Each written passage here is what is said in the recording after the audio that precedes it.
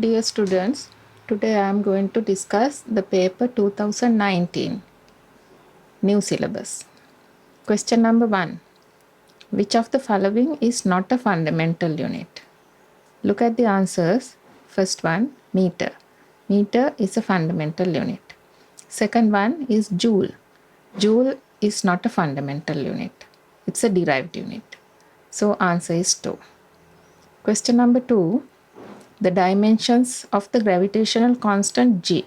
To answer this question, remember the equation for the gravitational force of attraction.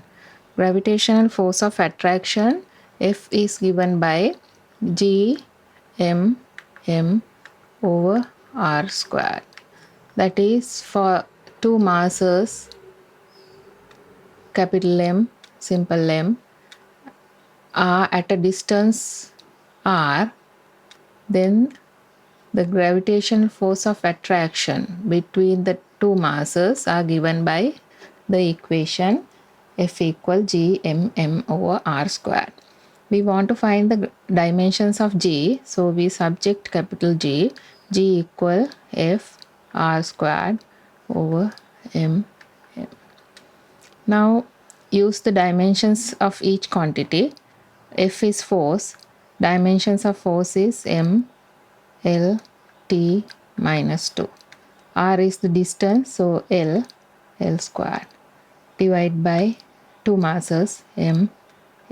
Being cancelled, so you get L cube, M minus 1, T minus 2. Answer is 4. Question number 3. This question is about a bipolar junction transistor operates in saturation mode. They are asking what will happen if the base current is increased. Now, for a transistor, when a transistor is in a saturation mode, the transistor will act as a closed switch. So, the collector current IC and the emitter current IE have already come to their maximum values. And there will be no further increase in collector current if the base current is further increased.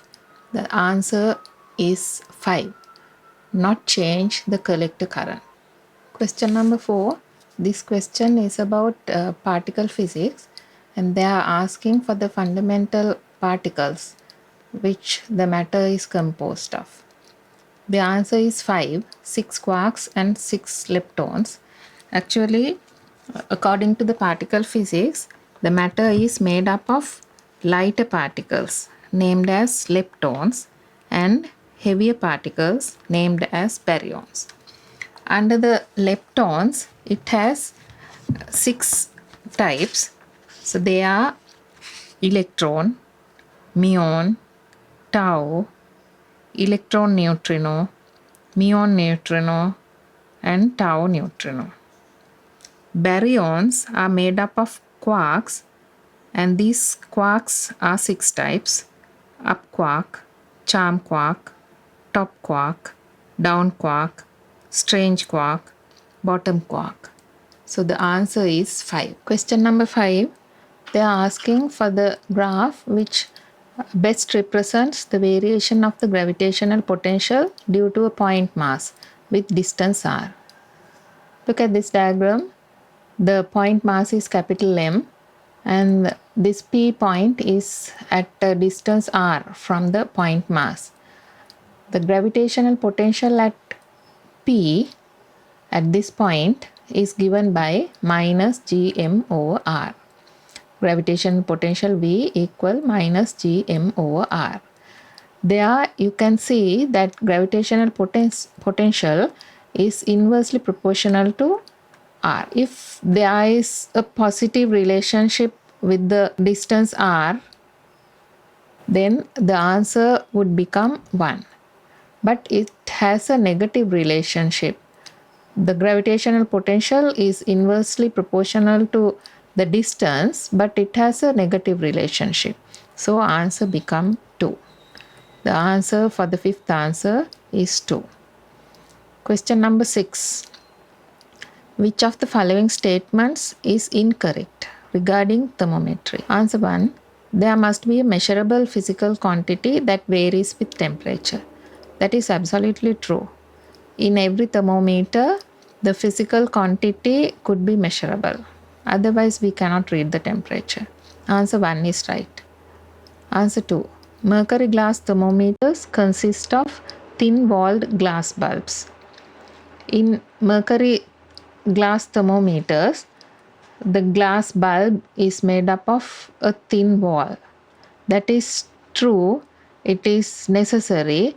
When the wall is thin, it absorbs heat very quickly.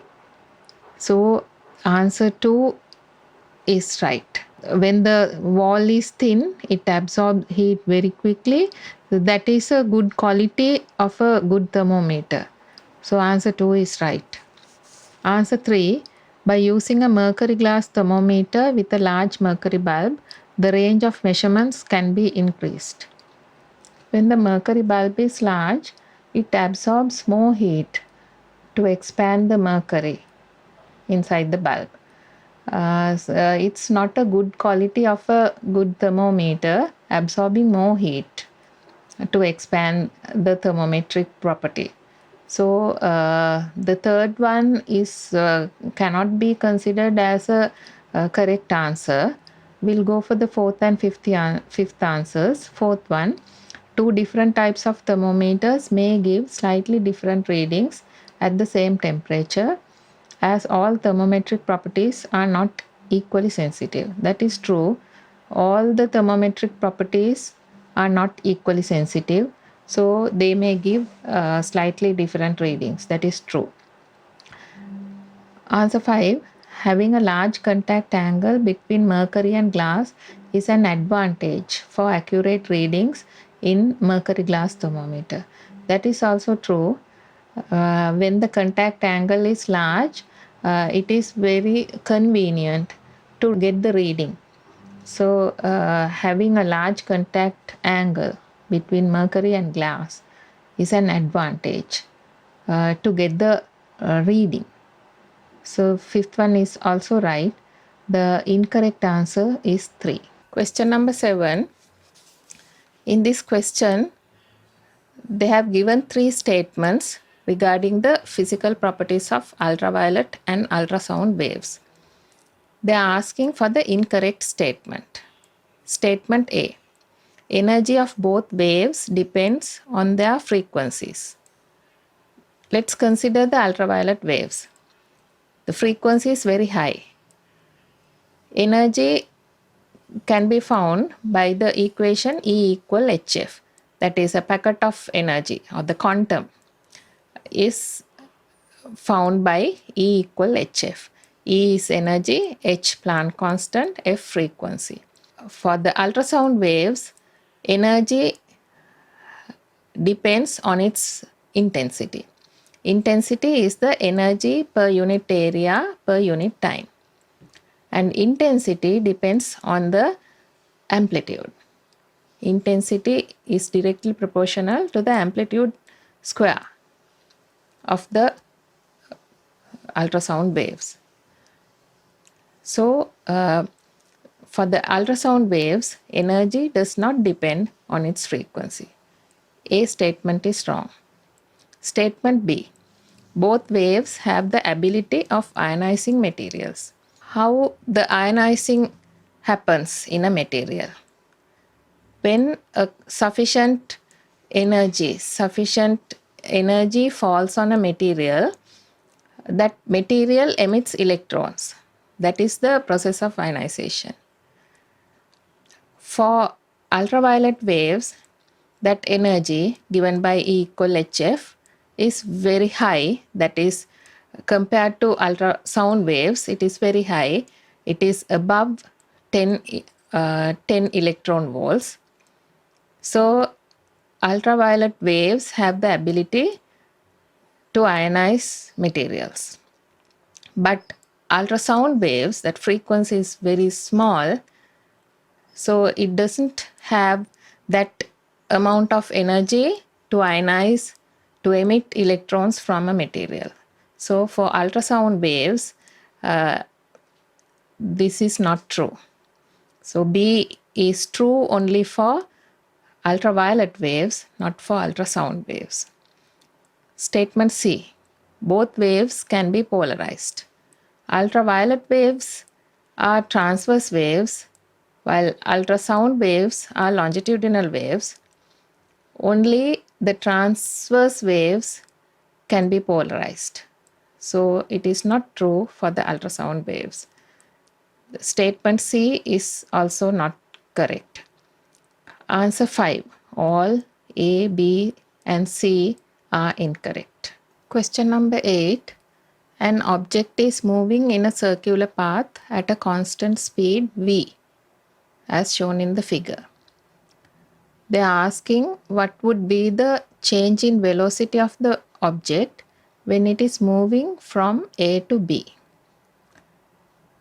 Let's look at this diagram. At point A, the velocity is v and it is to this direction. At B, velocity will not change. It says in the question, velocity is same, constant speed. At B, the velocity is in the direction as shown in the diagram here. Now they are asking for the change in velocity. Change in velocity, we say it is delta V. Change in velocity, that is the velocity at B. Velocity at B minus velocity at A. So for that, it is V in that direction. We make negative sign as positive by changing the direction of the velocity. Then to find the resultant, we can draw a triangle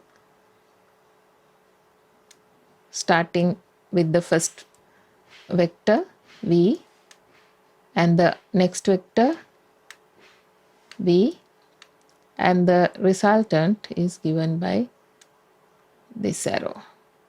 We say it is v dash. By using Pythagoras theorem, we can find v dash equal square root of v squared plus v squared, that is 2v squared square root equal square root v. So it is in this direction. The magnitude is root 2v. The answer is 4. Question number 9. A weightlifter lifts a weight vertically up, positive direction, with his hands. They are asking for the signs of the work done. Let's draw a simple diagram to explain this.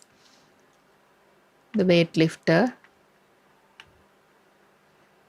hands, and the weights.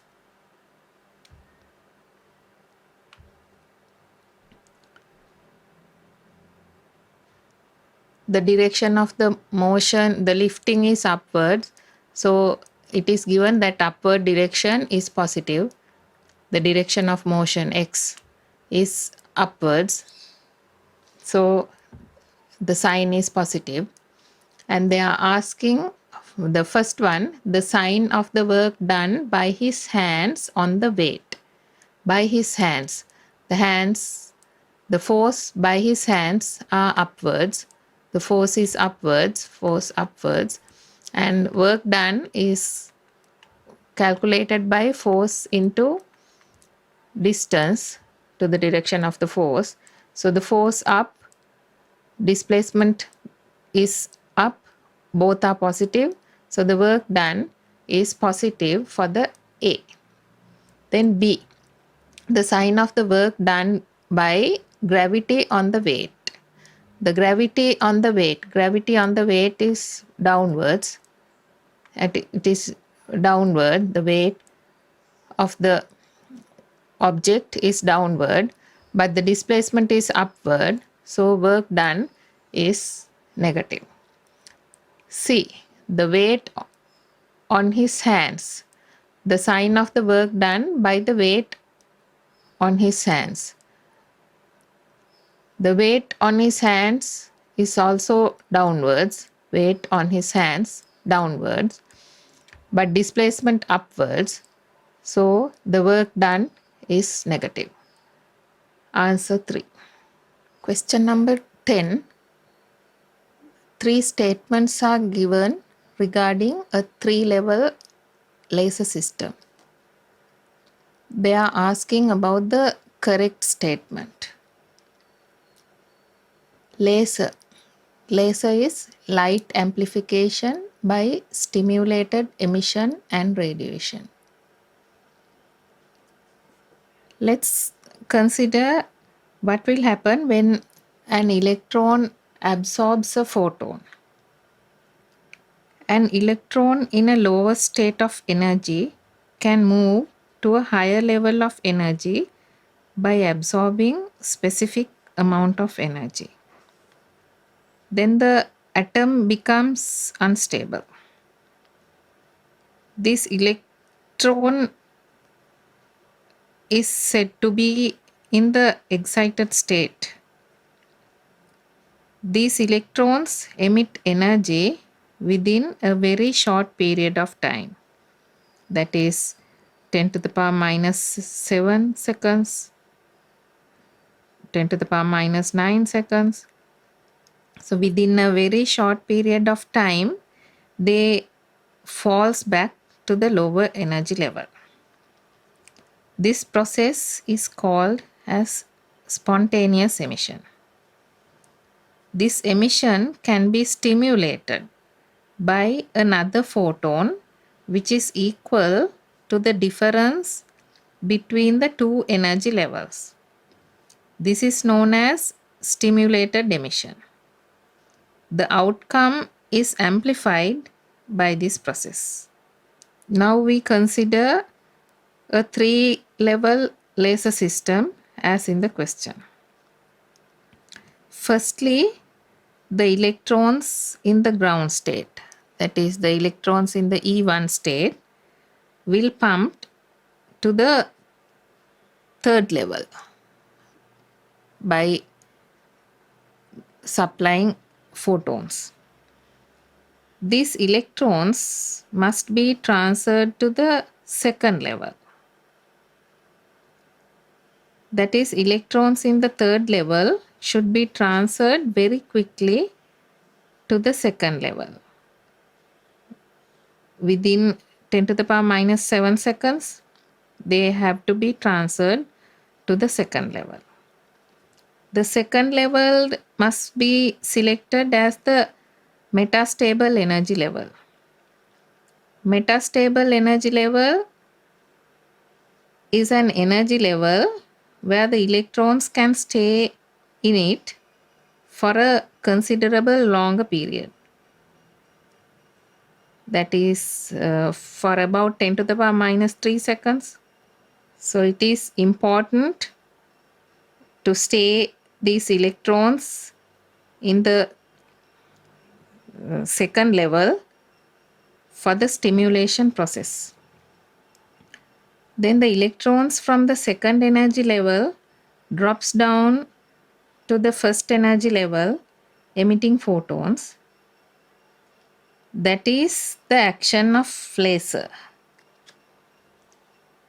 Action of laser happens from 2nd level to the 1st level. For the laser action to take place, there must be at least 3 energy levels. Let's look at the answers given in the question. A. The laser action occurs between energy levels 2 and 1. That is true. Laser action happens when the electron falls from E2 level to E1 level. A, right. B. The frequency of pumping radiation is E3 minus E2 divided by H. That is wrong. The frequency of pumping radiation can be found by the equation E equal HF.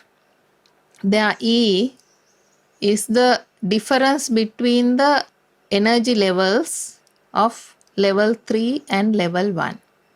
That is E3 minus E1 equal HF. So F is E3 minus E1 over H. Then B is wrong. C. Level 3 is known as the metastable energy level. That is also wrong. Metastable energy level is not 3, it is 2. C is wrong. The answer is 1. Only A is right. Question number 11. They have given 3 statements regarding the velocity of sound in Earth atmosphere. They are asking for the correct statement. The velocity of sound in air is given by the equation V equals square root of gamma RT over M. Gamma is adiabatic constant, R gas constant, M molar mass of gas, T absolute temperature. For the given air, if the constituents of the air are same, if the constituents are not changing in the air, gamma, R and M all are constants. For the given air, gamma, R, M constant. So with that we can write the velocity is directly proportional to the square root of absolute temperature. Now consider the statement A. The velocity of sound does not change with altitude at constant temperature. Even though the altitude is changed, the temperature is constant. Then the velocity of sound is constant, not changing. A is right. B. It always increases with decreasing pressure. It has no relationship with the pressure. So B is wrong. C. It decreases with increasing altitude as a result of decreasing temperature. So it says temperature decreases. If the temperature decreases, the velocity also decreases. C is right. The answer is 4. Question number 12. Which of the following statements regarding the X-ray production in common applications is incorrect? First one, 2 circuits are used in the X-ray production system. Refer to the X-ray production tube. It has 2 circuits. One circuit to heat the filament. The other circuit is to maintain a potential difference between the cathode and the anode.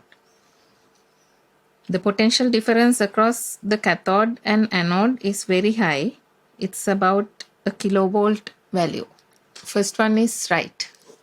Number 2, anode could be damaged due to the bombardment of electrons. The target connected to the anode can be damaged by the bombardment of the electrons. So it causes anode to be damaged. Second one is also right. Third one, low voltage is sufficient to heat the cathode. This is regarding the voltage of the circuit which is used to heat the cathode. So low voltage is sufficient. Third one is also right. Fourth one, energy of the X-rays emitted depends on the current through the filament. Energy of the electrons depends only on the potential difference between the cathode and the anode. When the current in the filament increases, it releases more electrons. So intensity will increase. When the current increases, the intensity will increases, not the energy. So fourth one is wrong. 5. X-ray tube must be evacuated to avoid the energy loss of electrons. It is right. So the incorrect statement is 4. Question number 13. There are 3 statements regarding the dew point of air having water vapor in a closed container. They are asking for the correct statement. Now here, this is the container. It has water vapor inside it. We'll check for the statement A. At dew point, unsaturated water vapor becomes saturated water vapor. Now at a certain temperature, it has water vapor in the container. When the temperature is reduced gradually, the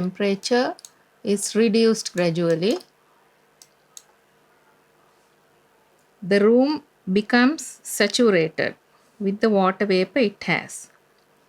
The temperature at that instance is called the dew point.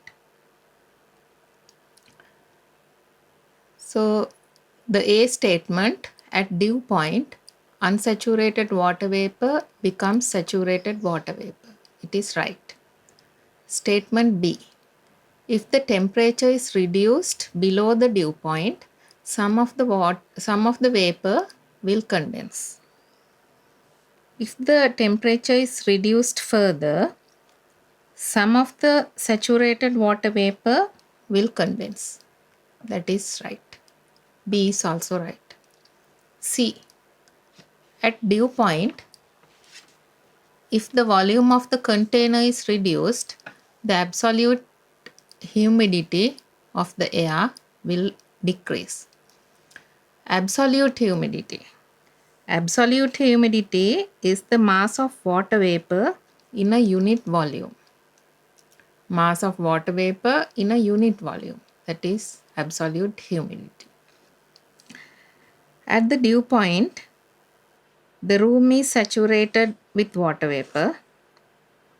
When the volume of the container is reduced, some of the water vapor condense. So the water vapor in the container will also reduce. So the absolute humidity will not change. Statement C is not right. Only A and B are right. Answer 3. Question number 14. When the tension of a wire is slowly increased from T1 to T2 within the proportional limit, its length changes from L1 to L2. They are asking for the energy stored in the wire during this process. When the tension in the wire is T1, its length is L1. When the tension is gradually increased, then the tension becomes T2 and the length is L2. To find the energy stored, we can use force into distance equation. Here you have to find the average force, that is average tension, because it increases its tension gradually from T1 to T2. So we calculate the average tension. Average tension is half T1 plus T2. The extension is L2 minus L1.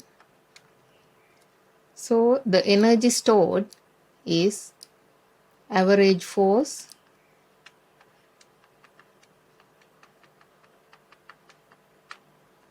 into extension. Answer is 5. Or otherwise, you can use the load extension graph. Load extension. During the within the proportionality limit, the graph is a straight line. When the extension is L1, its tension is T1. When length is L2, tension is T2. So to find the energy stored, get the area under the graph.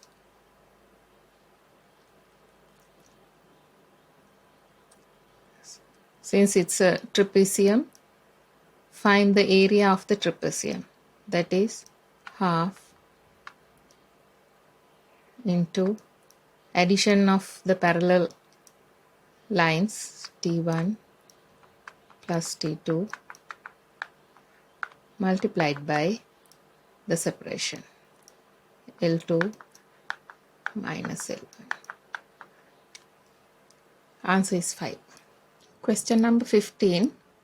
Hydrogen gas in a container is maintained at a standard temperature and pressure.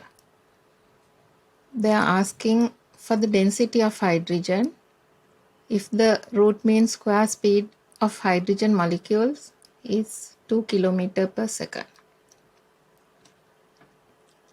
So in the hydrogen gas container, the pressure is given as 1 into 10 to the power 5 and standard temperature T 300 Kelvin, and the root mean square speed is 2 km per second. In SI units, it is 2 into 10 to the power 3 meter per second. They ask for the density, rho. Remember the equation P equal 1/3 of rho C squared R. P pressure, rho is the density. This is mean square speed. So you want to find rho. Rho is 3P over C square bar. P is given 10 to the power 5 and root mean square speed is this. Root mean square speed is this, but you want the mean square speed. Mean square speed is 3 into P is 1 into 10 to the power 5 divided by mean square speed is 10 to the power 3, that is root mean square speed. Mean square speed, the answer is 2. Question number 16. A composite rod is formed by connecting two rods A and B as in the figure. Longitudinal wave velocities in rods A and B are given. A longitudinal pulse applied at the free end of the rod A propagates with a wavelength 2 meter. Then they are asking for the wavelength of the wave when it propagates through rod B. It's a simple question.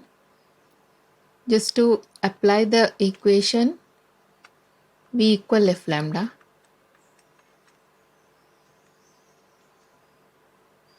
V equal lambda F.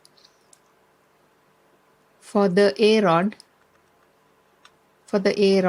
V is given as 3210 and lambda is 2. F is the frequency of the wave. For B rod, it is 6420 equal lambda we have to find, and frequency is same, it is not changed. By dividing the first equation by the second, left side you get half equal 2 divided by lambda. So lambda is 4 meter. Answer 4. Question number 17. They are asking the magnitude and the direction of the electric field at point A due to the point charge distribution shown in the figure. I have drawn the same figure here.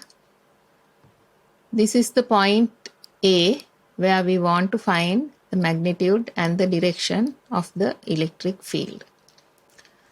Let's place a positive point charge at A, and we consider the electric field strength at A due to the other charges.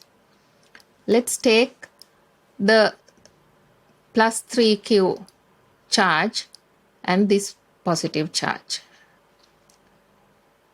The electric field strength on this point positive charge due to plus 3q is in this direction, and the value of electric field strength can be found by this equation: E equal 1 over 4 pi epsilon q over a square. And now we consider the other plus 3q charge. This charge is also plus, and this charge, the charge at A, is also a plus charge. So the electric field strength on this charge due to plus 3q is in this direction. And the value is also given by E equal 1 over 4 pi epsilon q over a square. In the free space, epsilon becomes epsilon naught. So two electric field strength are in opposite directions but equal in magnitude. So they will be cancelled off. There will be no net electric field strength at point A due to these two charges, plus 3q and the other plus 3q. Similarly, we'll take this plus q and this plus q. They also have the electric field strength as we discussed before. The direction of the electric field strength is opposite in direction and equal in magnitude, so they also being cancelled off. And now we take these two, this plus q and this plus q. The electric field strength are opposite in direction but equal in magnitude, so they will be cancelled off. No net electric field at point A due to these charges we considered. The remaining charges are these two, this one and this one. So the direction of the electric field strength due to this positive charge is to this direction, and electric field strength at A due to minus q charge is also to the same direction, and the magnitude is given by 1 over 4 pi epsilon naught q over a square equal 1 over 4 pi epsilon naught q over a square. So the magnitude due to plus q is to this direction, then the magnitude is this. Magnetic field strength due to the other charge is also same in magnitude, but the direction is to the same direction.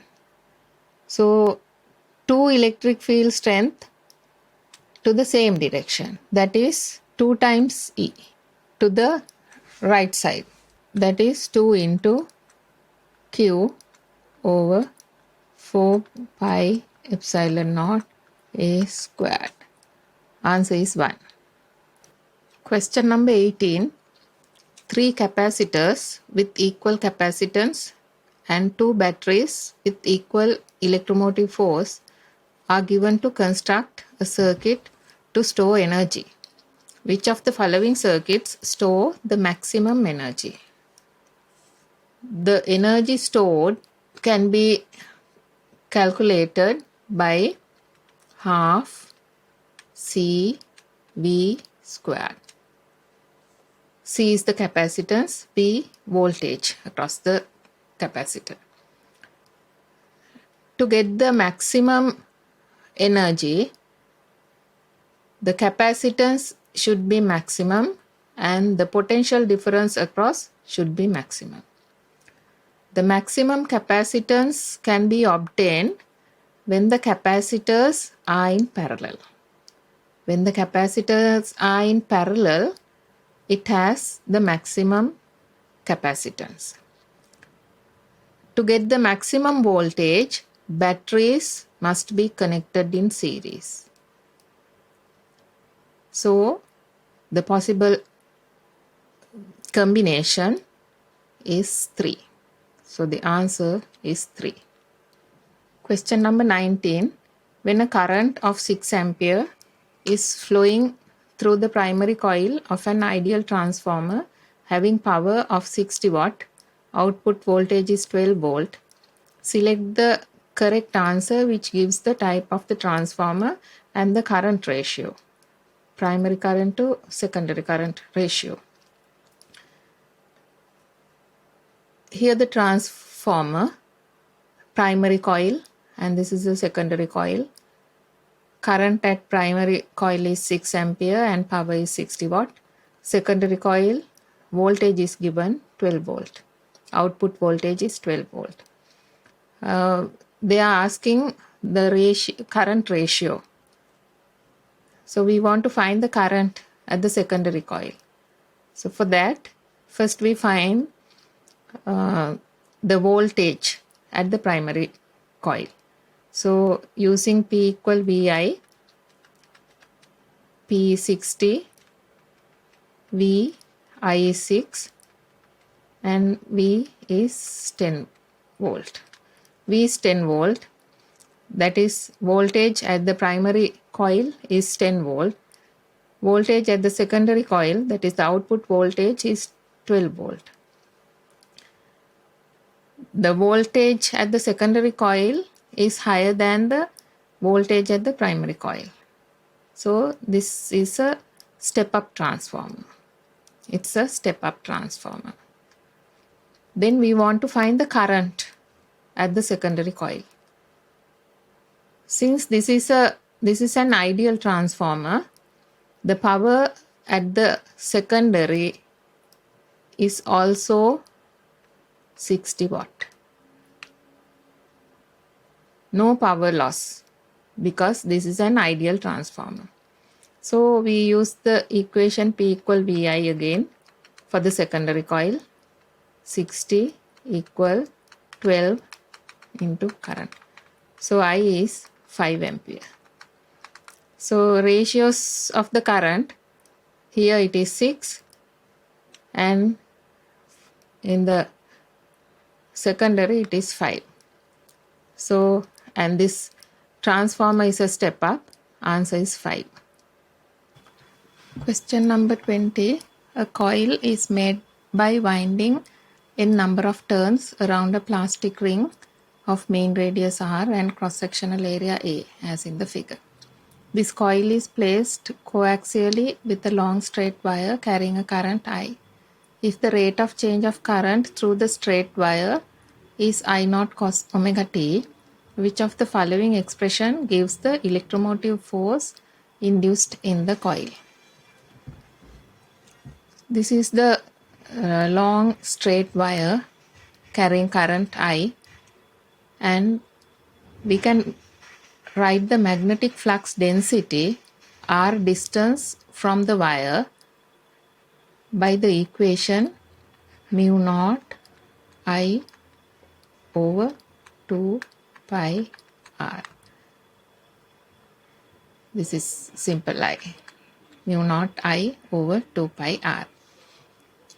Now the coil is kept coaxially with the long straight wire, and we assume that magnetic flux density throughout the coil is uniform. So magnetic flux through the coil can be calculated by BA. A is the cross-sectional area of the coil. Since this has n number of turns, the flux is BAN. Electromotive force is rate of change of flux. So that is electromotive force is d pi over dt. That is rate of change of flux equal, the flux is BAN divided by time, rate of change of flux. So for B, we know B is mu naught I over 2 pi r. R is the distance from the center to the coil, into AN over T. So we rearrange the equation, mu naught AN over 2 pi r into I over T. Rate of change of current is given as I naught cos omega t. So mu naught AN over 2 pi r I naught cos omega t. The answer is 4. Question number 21. Consider the points A, B and C on two equipotential surfaces as in the figure. When a proton moves from A to B, the electric field does a work on it. Charge of an electron is given. They are asking for the electric potential differences, VAB, VBC and VCA. Now look at this diagram. This is one equipotential surface. That is, the electric potential at every point on this surface is same. There is no potential difference between any 2 points. So potential difference between A and C is 0. So VAC or VCA must be 0. For the question VCA, that is the potential difference between C and A, is 0, because C and A points are on the same equipotential surface. That is, potential at A, electric potential at A is equal to electric potential at C. So there is no difference between A and C. So potential difference between C and A is 0. This is the other equipotential surface. When you consider the B point, its electric potential is different to the electric potential at A. So there is a difference. The electric potential at A and B are different. So the work is done by the electric field when bringing a proton from A to B is given. That work is given as 3.2 into 10 to the power minus 19 joule. And they have given the charge of an electron. Here in the question, proton is moving from A to B. So charge of the proton is positive 1.6 into 10 to the power minus 19. Now let's find, we'll write the equation for the work done when bringing a proton in a potential difference, W equal VQ. So W is 3.2 into 10 to the power minus 19 equal, there V, the potential difference between these 2 points, V, into Q is 1.6 into 10 to the power minus 19. So V is 2 volts. Now a proton is a positive charge. Positive charge is bringing from A to B. Then the work done is this, work done by the electric field. By the electric field is this. So definitely the A point has a higher potential. So VA should be greater than VB. Potential at A is greater than potential at B. So they are asking VAB, that is VA minus VB, that is 2 volt. 2 volt. Then VAB must be positive 2 volt. Then we want to find VBC. VBC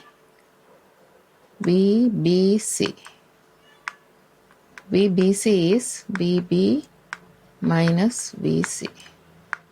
And we know that A and C are on the same equipotential surface. So the potential at C is greater than potential at B.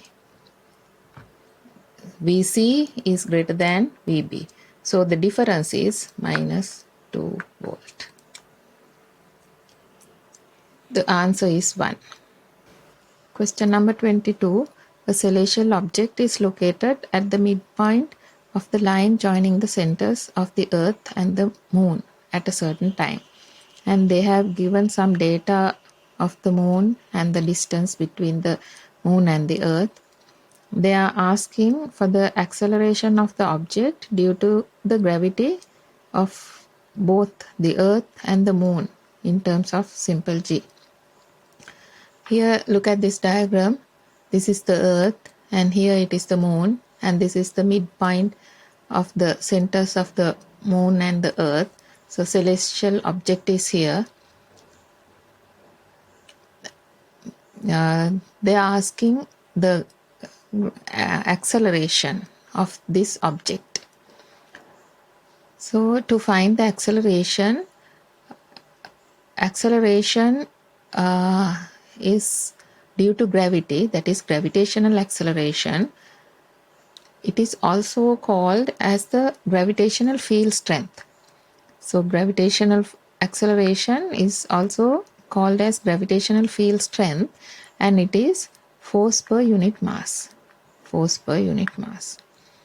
And it is given by now we'll write the equation for the gravitational field strength at P due to Earth. So the direction of the gravitational field strength at P due to Earth is in this direction. We mark it as GE. So we can write GE equal G, the mass of the Earth is capital M over the radius of the distance is 30 RE. 30 RE. RE is the radius of the Earth square. And now take the Moon and the gravitational field strength at P due to Moon. The direction is to this side. We mark it as GM. So GM equal capital G simple M. Moon's mass is simple M divided by the distance is 30 RE square. And they have given that moon's mass is 0.0123 times of Earth's mass. That is also given. And then we'll find the resultant gravitational field strength at P. So we mark it as simple G dash equal G.E minus G.M. So then you get G is common and 30 RE square common, capital M minus simple m. For that we write G 30 RE square into m minus 0.0123 m. There m is common, so it is capital G over 30 RE squared into m into 0.9877. And here simple G, we write the same equation for simple G. Simple G is the gravitational field strength at the surface of the earth. G is here. So G capital M, the distance is the radius RE square. So for G, this is capital M, this is capital M, and Gm over RE squared is simple G. So we can put simple G for this 30 square. Then G dash equal 1 over 30 squared into simple G into 0.9877. So G dash you get 1.1 into 10 to the power minus 3 G. Answer is 2. Question number 23. The gap of 2 cm between two horizontal plates of surface area 500 square centimeter is filled with an oil having the coefficient of viscosity 0.2 Newton second per meter square. A horizontal force of 5 Newton is applied to the upper plate while keeping the lower plate at rest. They are asking for the velocity of the middle layer of the oil. Now look at this diagram. These are the two plates, and in between it has oil. When the upper plate is pulled by a force of 5 Newton, the first layer which is in touch with the plate will get the maximum velocity, and we'll say that velocity is v. And the next layer of oil has a velocity little lower than v, and then the next layer has a velocity lower than before. So it's like this. The velocities become lesser and lesser, and at this point the velocity is 0. Velocity is 0. Now writing the equation F equal eta A delta V over D. So F is given, eta is given, A is given, delta V is the difference between the two velocities, that is V minus U, delta V equal V minus U, so V minus 0, sorry, V minus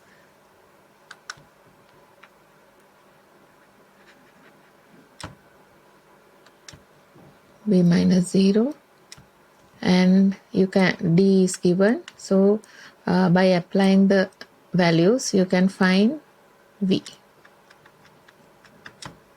So they are asking the velocity of the oil layers,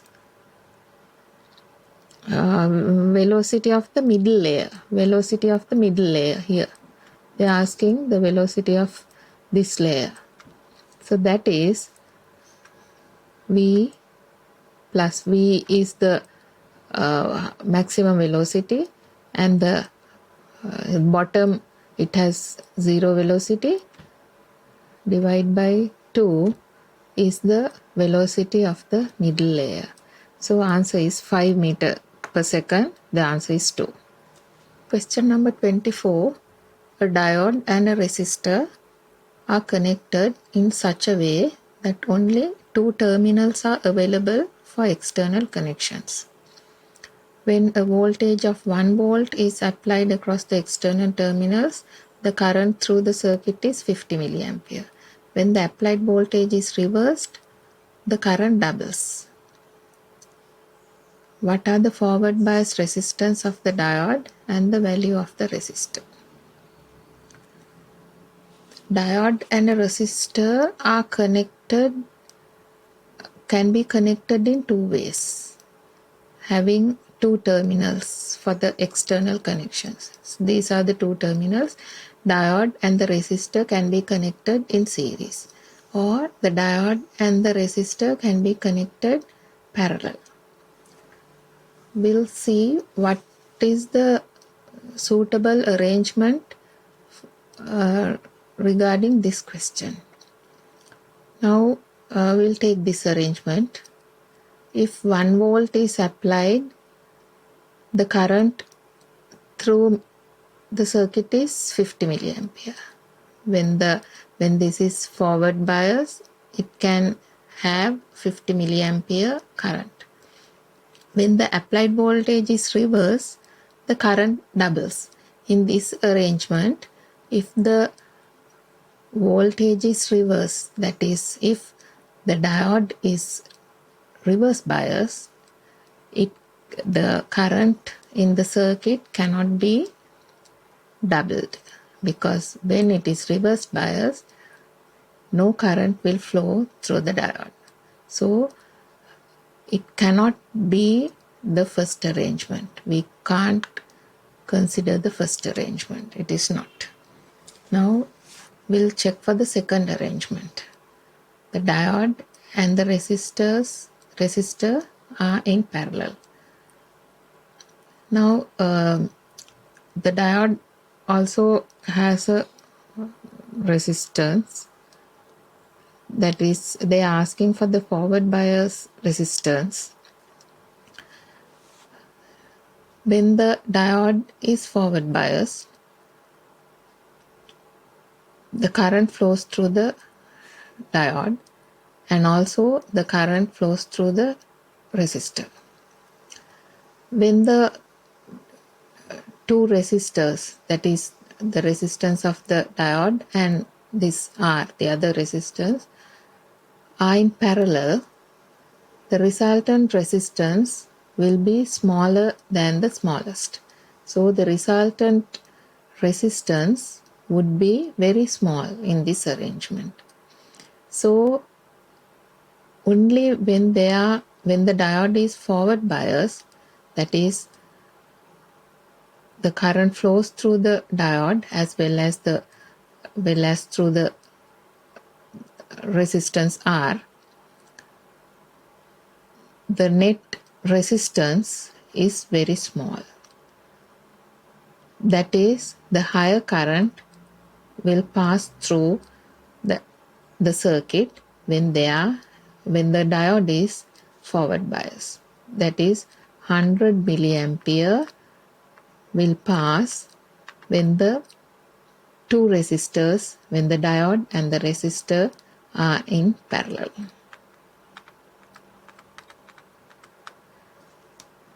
And also when the diode is forward biased.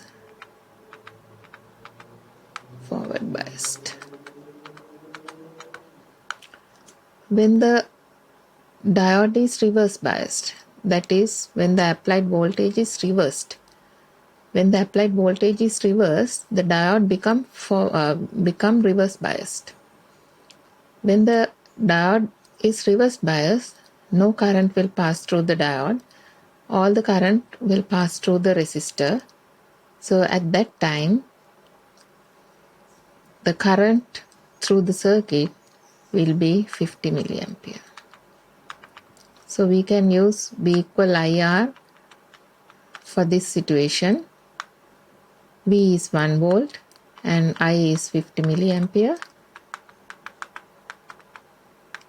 We can find R, that is 20 ohm. Now for the other situation, for this situation, if the resistance of the diode is RD, we have to get the net resistance, that is 1 over, we say it is R dash, equal 1 over RD plus 1 over R. That is 1 over RD plus 1 over 20. So R dash is 20 RD divided by RD plus 20. So by using V equal IR to the circuit for the first situation, when the diode is forward biased, V is 1, I is 100,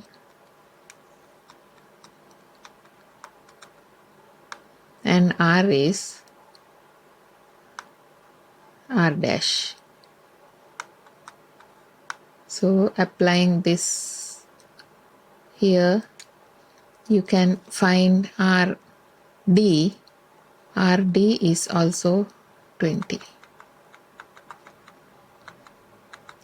RD is also 20 ohm. Answer 5. Question number 25. An air mass in a cyclone moves around its eye in a spiral path, as in the figure.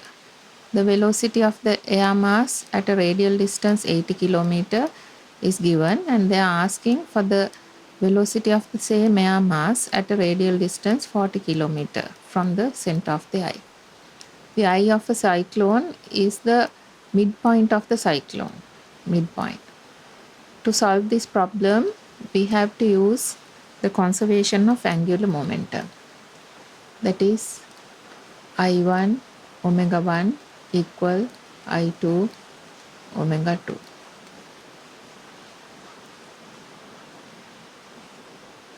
I is the moment of inertia. Omega is angular velocity.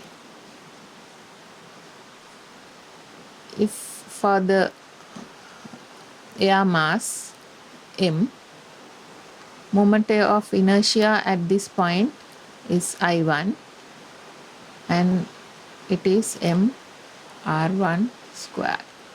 At this point, for the same mass, moment of inertia I2 equal m r2 square. And the linear velocity and omega has a relationship of V equal R omega, and omega is V over R. That is for omega 1, we can write V1 over R1. Omega 2 is V2 over R2. Now substitute this relationship in I1 omega 1 equal I2 omega 2. We can write I1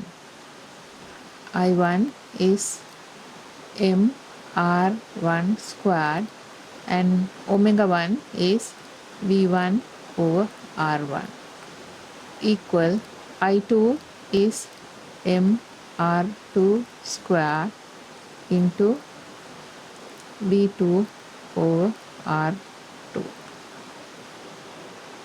R1 R1 R2 R2 m being cancelled off, so we get R1 V1 equal R2 V2. R1 is 40, we have to find V1. R2 is 80 and V2 is 150 km per hour. By substituting the values, you can find V1. V1 is 300 km per hour. Answer is fourth one. In this video, we discussed the questions from 1 to 25, and the rest of the questions will be discussed in the next video. You can subscribe my channel to get more videos. Thank you.